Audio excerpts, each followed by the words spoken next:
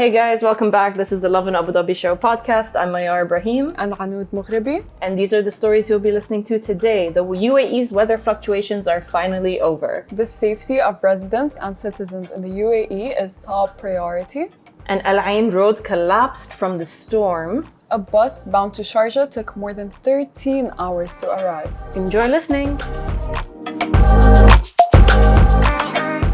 Kicking it off with, the UAE's weather fluctuations are finally over. The safety of residents and citizens in the UAE is top priority. An Al Ain road caved in from the storm. And a bus bound to Sharjah took more than 13 hours to arrive. So, let's start it off. But first, how's your Eid break?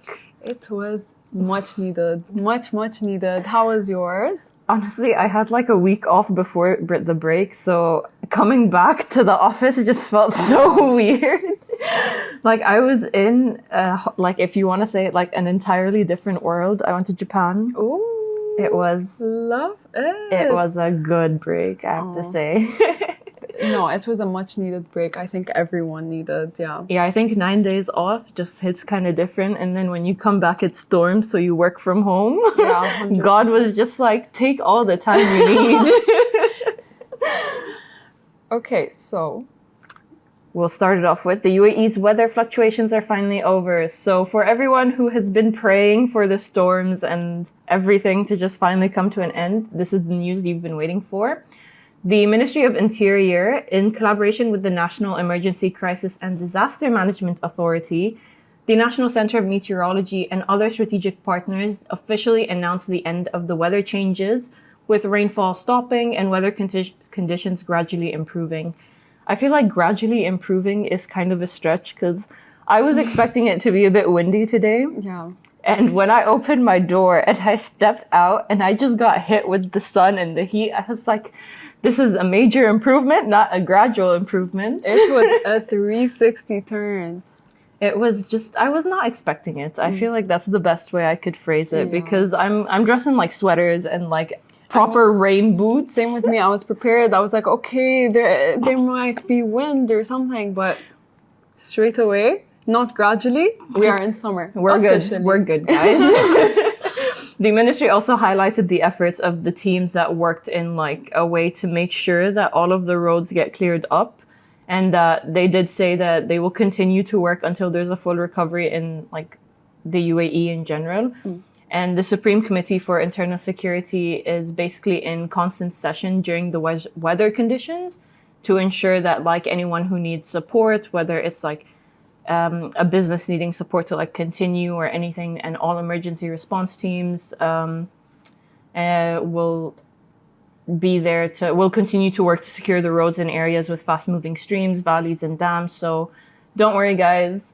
They're making sure that you'll be able to drive smoothly very soon. Someone's asking, can I drive from Al Barsha to Al Ain? Any advice for which roads to take? From what I know, that Dubai's roads are still semi-flooded, so they're still working on making sure that it's smooth, I guess. I did get an update that Sheikh Zayed Road has started to clear up with a little bit of areas still being flooded. So just stay tuned because the RTA is still updating on like the process of the roads for Dubai questions. Okay, so our second story is the safety of residents and citizens in the UAE is top priority. So the President, His Highness Sheikh Mohammed bin Zayed Al Nahyan, has reaffirmed that the safety and security of citizens and residents is the top priority of UAE government. His Highness also expressed his appreciation for the level of awareness and responsibility demonstrated by people during the adverse weather conditions witnessed recently across the country. And His Highness has directed the concerned authorities to quickly work on studying the conditions of the infrastructure throughout the UAE to limit any damages caused in the country, since we witnessed the heaviest rainfall on record in the UAE. I feel like that's a good thing, like to study the condition of infrastructure, because then that would mean like if anything did get damaged, they would need to work on not refixing it, but rebuilding it Yeah. to ensure that if a storm like this ever does happen again, it's to limit the damage that we've seen. Because there has been like a lot going on. Like there were a lot of videos of furniture flying off people's balconies and crashing into other people's balconies and causing like glass to break. And there is a video, I think, that was shared a few days ago of like an area in Abu Dhabi where like, you know, the construction boards, they like broke off and they like, it's just a lot. So it's a good thing that the UAE is actually like learning from this and they're trying to figure out ways to make sure that if this ever happens again, they do have the solutions to deal with such a problem in a quick manner. Yeah, I mean, thankfully, like the UAE president has already directed like all the support to the families. Like he's been supporting all the families that have been through it this time around. Yes. So, and again, thankfully, we're living in the UAE. Everything has been like properly organized with all the floods here in Abu Dhabi. Like they've been properly managed, like straight away. Yeah, like I think through rain. Yeah, I think during the storm there was a video one of our followers had shared of her like on the way home, and she saw like 3 of the drain trucks lined up.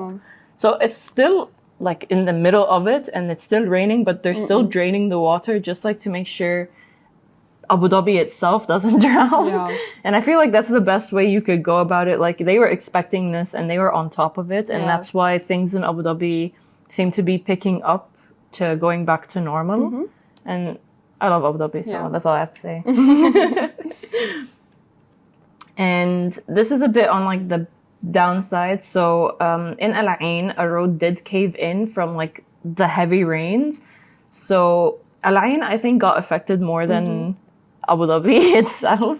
So they saw lightning, they saw thunder, they saw heavy rains, and then they also saw hail. Yeah.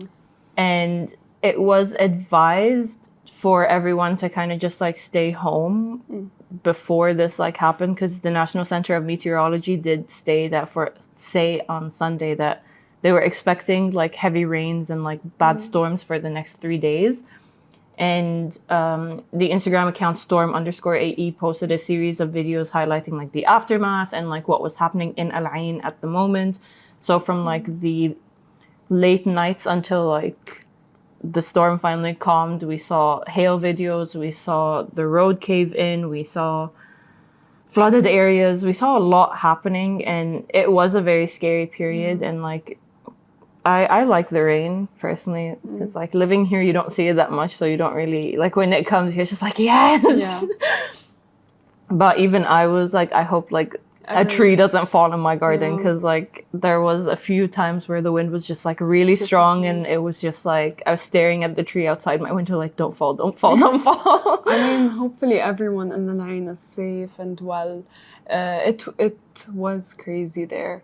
It did hit more strong in Al Ain than inside the city in Abu Dhabi. Yeah. But hopefully everyone's safe. And yeah. Our following story is a bus bound to Sharjah took more than 13 hours to arrive, which is crazy. A UAE resident shared their story on how they spent more than 13 hours on a bus from Abu Dhabi to Sharjah during the storm. The resident goes on to talk about how the bus driver went out of his way to ensure all the passengers were dropped off at their respective stops. And this just shows how much people in the city are willing to give towards each other.